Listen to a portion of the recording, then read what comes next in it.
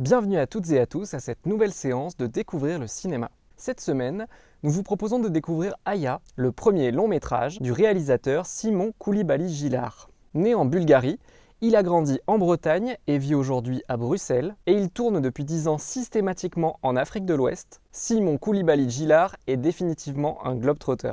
S'il a rajouté le nom Koulibaly entre son prénom, Simon, et son nom de naissance, Gillard, c'est en hommage à son assistant de toujours, Lassina Koulibaly. Ainsi, en Afrique, personne ne l'appelle Simon Gillard, mais Tonton Koulibaly. Après avoir réalisé 5 courts-métrages documentaires en Afrique, Simon Koulibaly-Gillard était décidé à réaliser son premier film européen, en Belgique plus précisément. Mais le projet patinait. Et Simon Koulibaly-Gillard décida alors d'aller faire un petit tour en Côte d'Ivoire pour s'aérer l'esprit dans son continent d'adoption. Une fois arrivé, il ressent très vite le besoin de tourner un film ici. Son projet européen attendra.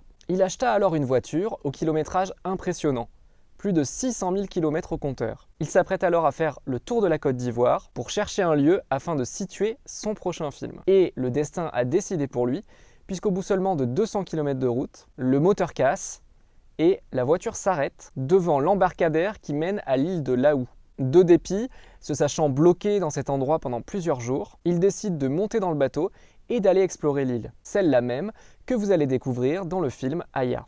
Il est parfois difficile de classer des films dans des cases, mais ce qui est sûr avec Aya, c'est que ce n'est pas un documentaire, c'est bel et bien une fiction. Il raconte certes une histoire inspirée du réel, mais au travers de personnages de fiction. L'histoire réelle, c'est celle de cette île dont les côtes s'érodent peu à peu. Le village de Laou s'efface chaque jour un peu plus. Simon Koulibaly-Gillard a vu ainsi par exemple de ses propres yeux, pendant le tournage du film, un quartier de plus de 150 maisons disparaître. Et c'est pour traiter un ensemble de problématiques, dans un seul film, que Simon Koulibaly-Gillard a créé le personnage de Aya. Cette jeune femme vit donc la catastrophe naturelle avant tout comme une catastrophe personnelle. Vous et moi, on entend de plus en plus parler du dérèglement climatique et de ses conséquences. Mais on oublie parfois de penser que ça a des répercussions très concrètes pour des individus comme Aya.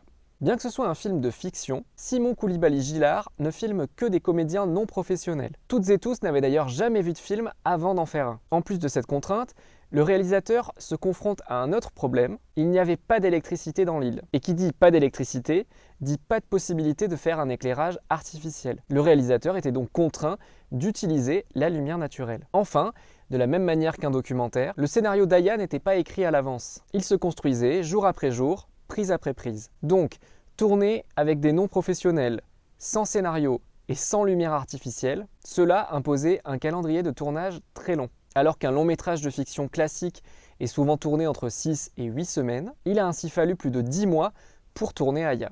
Vous en savez désormais un peu plus sur Aya de Simon Koulibaly-Gillard, que je vous laisse découvrir tout de suite. Si cette vidéo vous a intéressé, n'hésitez pas à aller en voir d'autres sur la page YouTube du Cinéma Rex de Sarlat. Il ne me reste qu'à vous souhaiter une très bonne séance et je vous dis à bientôt pour une nouvelle découverte de cinéma.